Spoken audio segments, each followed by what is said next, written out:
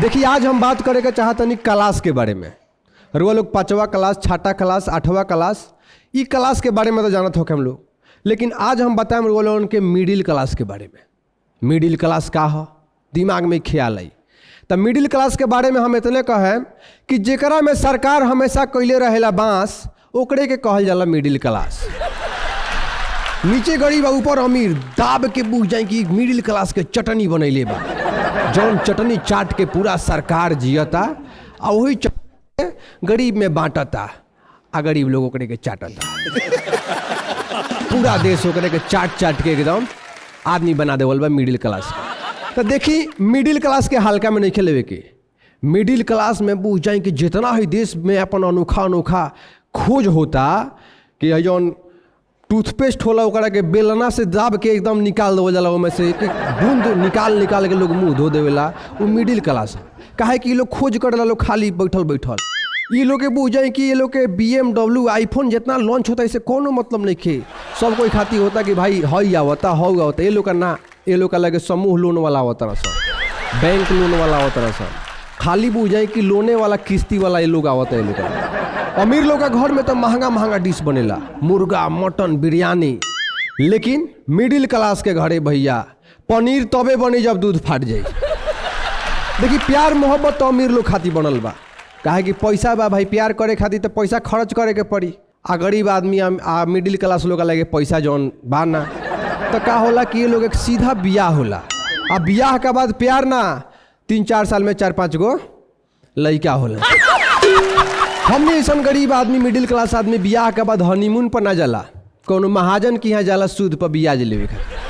काहे कि अब खर्ची चलावे के बाद तब पैसा तो चाहिए, और ओकरा बाद तुरंत कुछ कार्यक्रम कैला के बाद कर्नाटक जाके फैक्ट्री के फाटक पर खड़ा हो जाए के बाद, और ओकरा बाद होने से तबे यहाँ जब लड़का हो जी मेहरारू, सीधा लड़का के मुँहे देखी है छठियार में बाबू साहेब वही हैं बियाह के बाद। तो का करें, गरीबी में ये हाल बा। और भाई सरकार पर, सरकार के कोनो योजना होके सब हमनिए पर लागू होला, चाहे नोटबंदी हो गई, चाहे शराबबंदी हो गई, चाहे लॉकडाउन हो गई। अब देखी नोटबंदी में भले 1500 रुपया जमा करे के बा, लेकिन वही में धाका मुक्की करके एकदम हमनिए का निपटे के बा। बताई हमनी का लगे कौन काला धन बा? हमनी का लगे काला धन का नाम पर 2 गो भैंस, 1 गो पारा, 3 गो पाठी बाड़ी से करिया करिया, उहे काला धन हमनी का लगे बा। वही पर सरकार निकाला तो हमनी का लगे मिला जुला के बात ही बाकी एगो आदमी अमीर बने खातिर जितना संघर्ष ना करत हुई, उतना हमनी एहू से ज़्यादा गरीब आ भिखारी ना बन जाई सब, उससे बचे खातिर बहुत संघर्ष करे के पड़ेगा। तो ये हाल बा मिडिल क्लास के आ गरीब आदमी के। गुलाब से भी लाजवाब टैलेंट 100%, फिल्म होके चाहे गाना, लाखों लोग बा दीवाना। क्या बात बा, लाखों फैन के मरा जाला मोती, जब गाना में आवे नहीं कहली कि पगली जब देखावे अगरबत्ती। वाह वाह, पूरा इंडिया झूमेला गाना पर।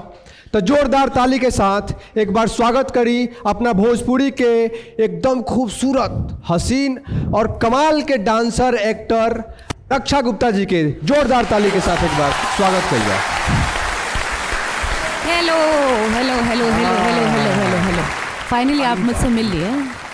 कैसा लग रहा है आपको मुझसे मिलके? करंट लग रहा है। बाप रे बाप, लगा तो ये हाथ कोई दिन ना धोए के पड़ी। अरे ऐसे मत कहिए, नहा लीजिएगा। तब जी इस शो में आगे कैसा लगता? अरे अभी भी कोनो शक बा का? JP यादव शो बा भाई, एकदम चकाचक बा।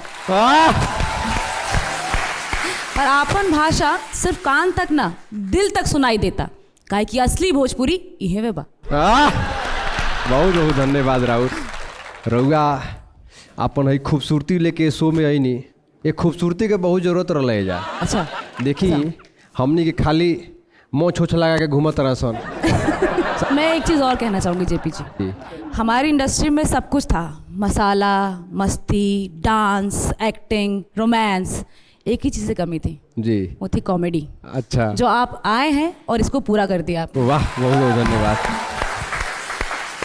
तो अपन स्थान ग्रहण करी और अब एजा एंटरटेनमेंट के मेला रोवे से शुरू हुई। तो एक बार फिर से जोरदार ताली रक्षा गुप्ता जी खातिर प्लीज।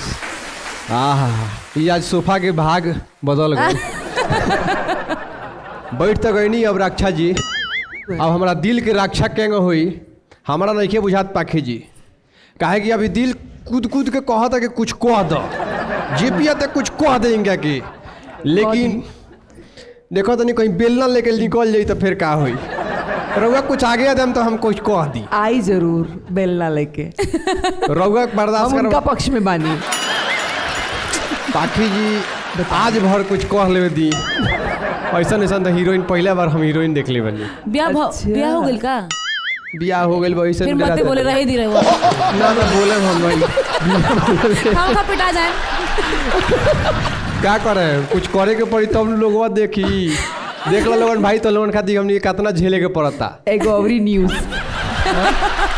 देखी रक्षा जी जी रुआ खेती हम इतने कहे कि खास कलाकारी के साथ साथ सुंदरता भी कूट कूट के भरल हुई खास कलाकारी के साथ साथ सुंदरता भी कूट कूट के भरल हुई ई चमकत चेहरा के कोनो स्पेशल सांचा में गढ़ल हुई ओह आय हाय आही चांद जैसन चेहरा बा ओह एकरा के बनावे खातिर भगवान के 8 घंटा ना 4 घंटा ओटियो करे के पड़ल अरे हुई। वाह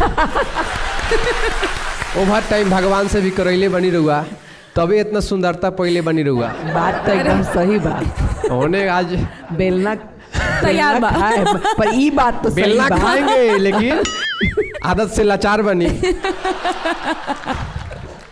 दिल के सुनना चाहिए ना जी हाँ नहीं फ्लर्टिंग हर बार सुनना थोड़ा बहुत होगा। तो चलता है हाँ हाँ चलता है बिल्कुल बिल्कुल तब तो हेल्दी फ्लर्टिंग तो चलता है हाँ। हाँ बाकी सीरियस वहीं रहना सीरियस हम बनी एकदम सीरियस ना आईसीयू में भर्ती बनी हो अरे बाप रे। बुझ जाए कि एकदम पूरा सीरियस बनी हो अच्छा अब रउआ बताई हमनी के तो सीरियस हो गई बनी सन रउआ कब सीरियस होता नहीं पापी जी ये वाला सही था।